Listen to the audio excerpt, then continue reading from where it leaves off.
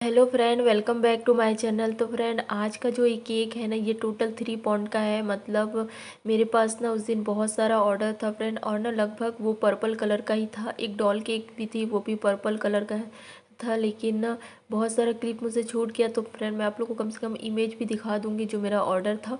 तो इस केक का मैंने फाइनल आप लोग को दिखाने के लिए इसका क्रम कोट वगैरह कर लिया था, और इसको डायरेक्ट मैं इसको फिनिशिंग पार्ट दिखा रही हूँ आप लोग को।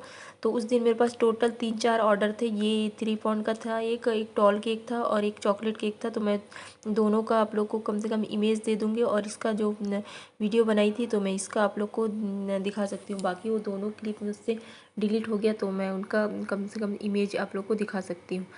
तो ये था इसका फिनिशिंग पार्ट। तो फिनिशिंग के लिए मैंने इसमें पाइपिंग बैग का यूज़ किया है। तो पाइपिंग बैग का यूज़ मैं तभी करती हूँ फ्रेंड, जब मुझे 2 कलर का केक या 2 या 3 सेट का केक का कलर चाहिए रहता है, तभी मैं इसको करती हूँ। और पाइपिंग बैग से करना भी आसान हो जाता है, लेकिन कुछ बातों का हम लोग को ध्यान भी रखना पड़ता है कि हमारा क्रीम का टेक्सचर कैसे है। मतलब क्रीम बहुत ज़्यादा लिक्विडी तो नहीं है, या क्रीम बहुत ज़्यादा हार्ड तो नहीं है। तो दोनों के बीच का जो टेक्सचर है वैसा होना चाहिए। मतलब बहुत ज़्यादा हार्ड नहीं होना चाहिए और बहुत ज़्यादा लिक्विडी नहीं होना चाहिए। तो हमारा ये वाला सेड वाला जो केक है वो परफेक्टली आता है। नहीं तो थोड़ा सा चांसेस इसका बिगड़ने का रहता है फ्रेंड। तो मैं कोशिश हमेशा करती हूँ कि केक बहुत अच्छे से स्मूथ हो, चाहे वो पाइपिंग बैग से हो चाहे वो पैलेट नाइफ से हो, लेकिन मैं केक हमेशा स्मूथ करने का कोशिश करती हूँ। और ना फ्रेंड, जिस केक में हमको स्क्रैपर चलाना नहीं पड़ता, मतलब कॉम वाला स्क्रैपर चलाना नहीं पड़ता, तो उस केक का काम थोड़ा सा और हमको ध्यान देना पड़ता है। मतलब स्मूथ के लिए और ज़्यादा ध्यान देना पड़ता है, क्योंकि हमारा जो केक है वो परफेक्टली दिखना चाहिए स्मूथ। तो ये हो जाता है कुछ दिक्कत वाली बात, या कुछ थोड़ा सा हमको सावधानी रखना पड़ता है। इसके बाद मुझे ये ऊपर का जो केक है उसको रखना था, तो इसको मैंने बनाया है 6 इंच के बर्तन में। और इसको मैं लेयरिंग कर रही हूँ। तो दोनों का जो केक का जो डिज़ाइन था, दोनों का मैंने सेम रखा था। और इस टाइप से पैलेट नाइफ से मैं इसको उठा के रख रही हूँ। तो देख लीजिए परफेक्ट आया है। और ये ना फ्रेंड, 2 टायर केक या 3 टायर में हमेशा अगर आप बनाएंगे तो इतना गैप होना चाहिए हर केक में।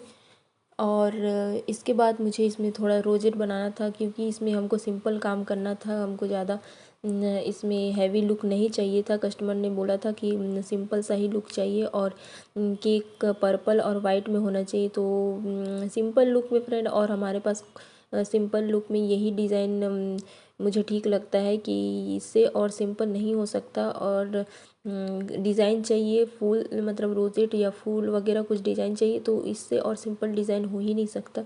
तो मैं जब भी कोई सिंपल डिज़ाइन बोलते हैं तो मैं यही ऐसा ही केक बनाती हूँ। और अगर उनको बिना फ्लावर वाला चाहिए तो डायरेक्ट स्मूथ करने के बाद बटरफ्लाई या सिंपल हम और भी कुछ डेकोरेशन कर सकते हैं आर्टिफिशियल वाले फ्लावर से।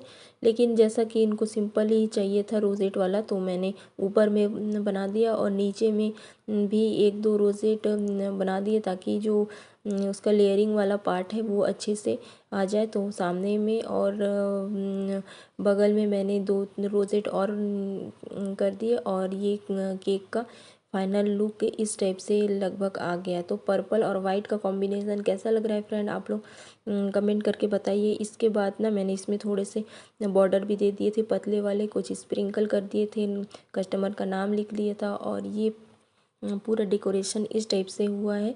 आप लोग को देख के कैसा लग रहा है फ्रेंड ये केक का डिज़ाइन, आप लोग कमेंट करके बताइए। इसके बाद ना एक और केक था मेरा चॉकलेट का, तो मैं उसका आप लोग को डायरेक्ट दिखा रही हूँ। ये था उस दिन ही का ऑर्डर, ये चॉकलेट केक का। और इसका भी डेकोरेशन सिंपल ही था।